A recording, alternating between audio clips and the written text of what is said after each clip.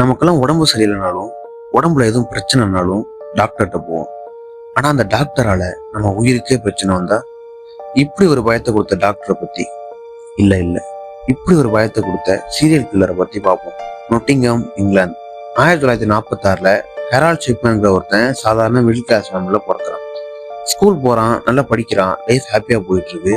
இந்த ஒரு விஷயம் நடக்கிற வரைக்கும் அவனோட 17வது வயசுல அவங்க அம்மாவுக்கு கேன்சர் இருக்கு தெரிஞ்சு ஹாஸ்பிட்டல்ல அட்மிட் ஆகுறாங்க.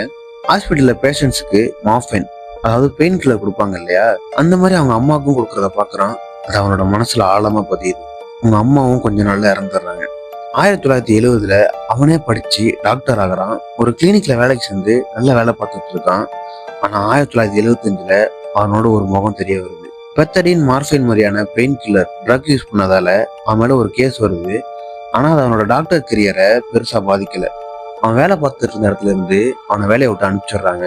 பின்ன 1980ல ஹெரால்ட் தன்னோட சொந்த கிளினிக் ஒன்று ஆரம்பிக்கிறான். ரொம்ப நல்ல பேர் வருது. எல்லாரையும் ரொம்ப அன்பா கேரிங்கா ட்ரீட் பண்றான். குறிப்பா வயசானவங்க மத்தியில ரொம்ப ஃபேமஸ் ஆகுறான். இப்பதான் அவனோட மறுமுகம் தெரிய வருது. அவனோட அம்மாவுக்கு பெயின் கில்லர் கொடுத்ததை பார்த்த அவன் அதே மாதிரி 60ல இருந்து 90 வயசு இருக்கவங்களுக்கு பெயின் கில்லர் கொடுக்க ஆரம்பிக்கிறான். அவங்க உயிரை காப்பாத்துறதுக்கு இல்ல, உயிரை எடுக்கிறதுக்கு. 1980ல இருந்து 1998 வரை 200க்கு மேல வயசானவங்கள அதிக டோஸ் பெயின் கில்லர் கொடுத்து கொலை பண்ணியிருக்கான். இறந்தவங்களோட ரிப்போர்ட்ல ரொம்ப வயசானதுனால நேச்சுரலா இறந்துட்டாங்கன்னு பொய்யா எழுதி எல்லாரையும் நம்ப வச்சிருக்கான். 1998ல கேத்லின்ங்கிற ரிச்சான ஒரு லேடியை கொலை பண்ணி அவங்களோட ப்ராப்பர்ட்டி, எஸ்டேட்லாம் இவனோட பேருக்கு எழுதிக்கிட்டான். கேத்லினோட பொண்ணு லாயருங்கிறதால ஹெரால்ட் மேல கேஸ் கொடுக்குறாங்க. போலீஸ் இன்வெஸ்டிகேஷன்ல ஹெரால்ட் கேத்லினுக்கு லீத்தல் டோஸ் கொடுத்து கொலை பண்ணது தெரிய வருது. 1998ல அவனை அரெஸ்ட் பண்றாங்க.